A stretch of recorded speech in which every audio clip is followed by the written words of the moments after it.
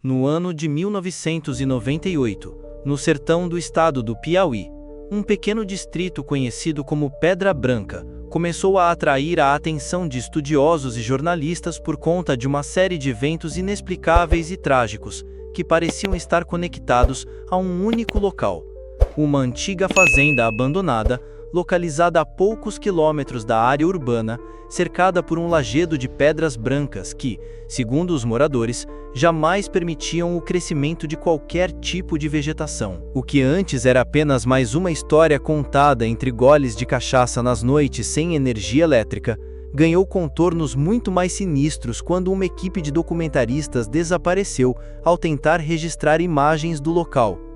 A Fazenda dos Rocha, como era conhecida, pertenceu a uma das famílias mais influentes da região nos anos 1940. O patriarca, Severino Rocha, era conhecido por sua rigidez, mas também por suas práticas nada convencionais. Os registros da época indicam que Severino realizava reuniões noturnas em sua propriedade, com a presença de estrangeiros, onde ninguém da comunidade era convidado. Em determinado momento, boatos sobre desaparecimentos de trabalhadores e crianças começaram a surgir, mas eram abafados com dinheiro ou ameaças. A fazenda foi repentinamente abandonada em 1954, após o suposto suicídio coletivo da família Rocha. Os corpos foram encontrados dispostos em círculo, ao redor de um símbolo desenhado com sangue de animal no chão de uma sala de rituais, descoberta sob o celeiro. O mais estranho era que o sangue ainda estava fresco quando a polícia chegou, embora os corpos estivessem em avançado estado de decomposição, contrariando toda a lógica forense. O caso foi encerrado sem maiores investigações, e a propriedade foi deixada ao abandono. Por décadas, a população evitava passar perto da fazenda. Em 1973, 3 jovens desapareceram após decidir acampar nas proximidades do local, em uma espécie de desafio para provar que os boatos eram infundados. O carro deles foi encontrado dias depois, com todos os vidros trincados de dentro para fora e o rádio ligado, transmitindo apenas um ruído agudo contínuo. Nunca se encontrou qualquer vestígio dos garotos. A estrada que levava até a fazenda foi gradualmente tomada pelo mato, e o nome Pedra Branca passou a carregar um peso silencioso de medo e superstição. Foi somente em 1998 que o caso voltou aos holofotes. Um grupo de 3 documentaristas independentes, liderado por Carlos Alberto Reis, decidiu registrar as histórias sobre a fazenda para um especial sobre lendas brasileiras.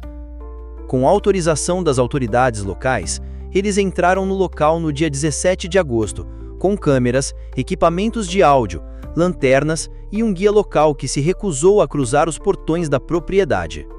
À noite, os moradores ouviram gritos vindos da direção da fazenda. Gritos longos, de pavor, acompanhados por um som metálico ritmado, como sinos abafados. No dia seguinte, a polícia encontrou os equipamentos da equipe na sala principal da fazenda. As câmeras estavam destruídas, mas os cartões de memória haviam sido dejetados. Em um dos arquivos, havia apenas uma gravação com 12 minutos de duração, onde os 3 documentaristas apareciam em silêncio, sentados em círculo, encarando o chão. Atrás deles, pendurado em uma viga, estava o corpo de um homem desconhecido, com o rosto coberto por uma máscara esculpida em pedra branca. Após os 12 minutos, a imagem se distorceu e o vídeo terminou. Os corpos dos 3 profissionais nunca foram encontrados. O caso chocou a comunidade e atraiu investigadores particulares, inclusive estrangeiros, muitos dos quais desistiram após passarem uma única noite em Pedra Branca. Uma professora de História da Arte da Universidade Federal do Piauí identificou o símbolo encontrado nos registros como uma variação antiga da Rosa dos Ventos, invertida e alterada com traços de inscrições sumérias.